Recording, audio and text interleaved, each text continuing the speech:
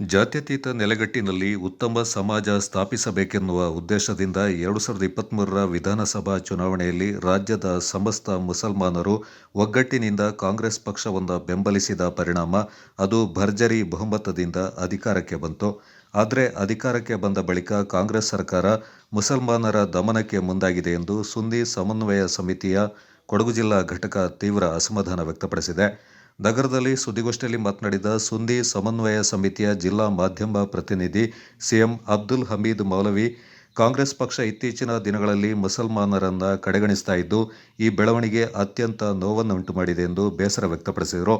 ಕಾಂಗ್ರೆಸ್ ಪಕ್ಷವು ಕರ್ನಾಟಕದ ಮುಸ್ಲಿಂ ಸಮುದಾಯ ಮತ್ತು ಅದರ ನಾಯಕರೊಂದಿಗೆ ನಡೆದುಕೊಳ್ತಾ ಇರುವ ರೀತಿಯಿಂದ ಕೊಡಗು ಜಿಲ್ಲೆಯ ಪ್ರಮುಖ ಮುಸ್ಲಿಂ ಸಂಘಟನೆಗಳಾದ ಎಸ್ಕೆಎಸ್ಎಸ್ಎಫ್, ಎಸ್ಎಸ್ಎಫ್, ಮುಸ್ಲಿಂ ಸಂಘ ಸಂಸ್ಥೆಗಳು ಹಾಗೂ ಒಕ್ಕೂಟಗಳು ತೀವ್ರವಾಗಿ ಖಂಡಿಸುತ್ತವೆ. ಮುಸ್ಲಿಮರು ನೀಡಿರುವ ಒಗ್ಗಟ್ಟಿನ ಬೆಂಬಲದಿಂದ ರಾಜ್ಯದಲ್ಲಿ ಕಾಂಗ್ರೆಸ್ ಪಕ್ಷ ಅಧಿಕಾರಕ್ಕೆ ಬರಲು ಸಾಧ್ಯವಾಗಿದೆ. ಆದರೆ ಕಾಂಗ್ರೆಸ್ ಸರ್ಕಾರ ಮುಸ್ಲಿಮರನ್ನ ಘನತೆಯಿಂದ ನಡೆಸಿಕೊಳ್ತಾ ಇಲ್ಲ. ಗೆಲುವಿನಲ್ಲಿ ನಿರ್ಣಾಯಕ ಪಾತ್ರ ವಹಿಸಿರುವ ಮುಸ್ಲಿಂ ಸಮುದಾಯಕ್ಕೆ ರಾಜಕೀಯ ನೇಮಕಾತಿಗಳಲ್ಲಿ ಹಾಗೂ ಅಧಿಕಾರಶಾಹಿಯ ಪ್ರಮುಖ ಹುದ್ದೆಗಳಲ್ಲೂ ಸೂಕ್ತ ಪ್ರಾತಿನಿಧ್ಯ ದೊರಕ್ತಾ ಇಲ್ಲ. ಕಾಂಗ್ರೆಸ್ ಪಕ್ಷ ಮತ್ತೆ ಮತ್ತೆ ಮುಸ್ಲಿಂ ಸಮುದಾಯವನ್ನು ಅವಮಾನ ಮಾಡ್ತಾ ಇದೆ ಎಂಬ ನೋವಿನ ಭಾವನೆ ಸಮುದಾಯದಲ್ಲಿ ತೀವ್ರವಾಗ್ತಾ ಇದೆ ಎಂದರು. ಸಾಧ್ಯವೇ ಇಲ್ಲ. ಆದುದರಿಂದ ಆದಷ್ಟು ಬೇಗ ಈ ಅವರ ಕ್ರಮವನ್ನು ಹಿಂತೆಗೆದುಕೊಳ್ಳಬೇಕೆಂದು ನಾವು ಒತ್ತಾಯ ಮಾಡುತ್ತಾ ಇದ್ದೇವೆ. ಇಂತಹ ಸೂಕ್ಷ್ಮ ಸಂದರ್ಭದಲ್ಲಿ ಮುಸ್ಲಿಂ ಸಮುದಾಯದ ಕೆಲವು ಮುಖಂಡರು ತಮ್ಮ ಸಮುದಾಯದ ಜೊತೆಗಿನ ಪಕ್ಷದ ತಾರತಮ್ಯ ನೀತಿಯನ್ನು ವಿರೋಧಿಸದೆ ಸಮುದಾಯದ ಪರವಾಗಿ ಪಕ್ಷದ ವೇದಿಕೆಯಲ್ಲಿ ಧ್ವನಿ ಎತ್ತಿದ ನಾಯಕರ ಬೆಂಬಲಕ್ಕೆ ಗಟ್ಟಿಯಾಗಿ ನಿಲ್ಲದೆ ತಮ್ಮ ಸ್ವಾರ್ಥ ಸಾಧನೆಗೆ ಮುಂದಾಗುವಂತಹ ನಡೆ ಅನುಸರಿಸುವುದನ್ನು ನಾವು ಇವತ್ತು ಖಂಡಿಸುತ್ತಾ ಇದ್ದೇವೆ.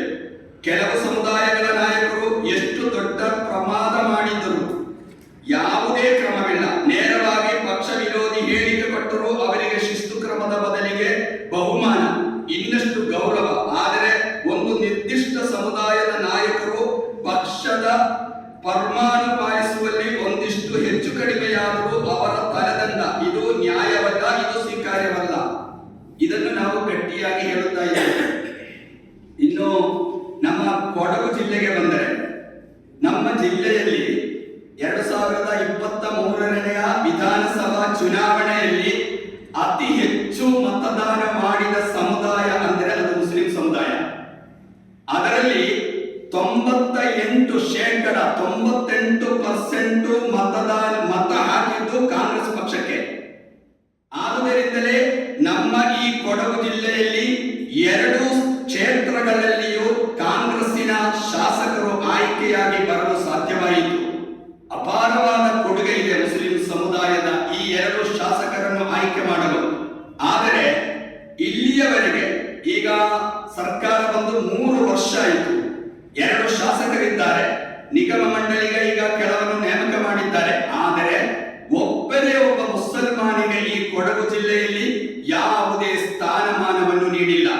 ಹಲವಾರು ಸ್ಥಾನಮಾನಗಳನ್ನು ಇಲ್ಲಿ ನೀಡುತ್ತಾ ಇದ್ದಾರೆ. ಆದರೆ ಮುಸ್ಲಿಂ ಸಮುದಾಯವನ್ನು ಪರಿಗಣಿಸುವುದೇ ಇಲ್ಲ. ಅವರನ್ನು ನಿರ್ಲಕ್ಷಿಸುತ್ತಿದ್ದಾರೆ, ತಾರತಮ್ಯ ತೋರಿಸುತ್ತಿದ್ದಾರೆ. ಇದನ್ನು ಸಹ ನಾವು ಕೊಡಗು ಜಿಲ್ಲೆಯ ಮುಸ್ಲಿಂ ಸಮನ್ವಯ ಸಮಿತಿಯು ಖಂಡಿಸುತ್ತಾ ಇದೆ. ನಮ್ಮ ಶಾಸಕರಲ್ಲಿ ನಮ್ಮ ಒಂದು ಮನವಿ ಅಂದರೆ 2 ಶಾಸಕರು ಉತ್ತಮವಾದ ಕೆಲಸ ಕೊಡಗು ಜಿಲ್ಲೆಯಲ್ಲಿ ಮಾಡುತ್ತಾ ಇದ್ದಾರೆ. ಅಭಿವೃದ್ಧಿಯ ಕೆಲಸಗಳನ್ನು ನೀವು ಉತ್ತಮವಾಗಿ ನಿರ್ವಹಿಸುತ್ತಾ ಇದ್ದಾರೆ.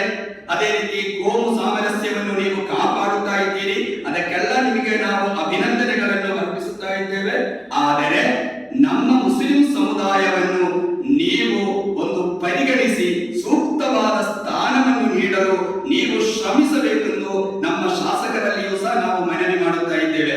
ಗೋಷ್ಠಿಯಲ್ಲಿ ಸಮಿತಿಯ ಕಾರ್ಯದರ್ಶಿ ವೈಎಂ ಉಮ್ಮರ್ ಫೈಜಿ ಸದಸ್ಯರು ಪಾಲ್ಗೊಂಡಿದ್ದರು.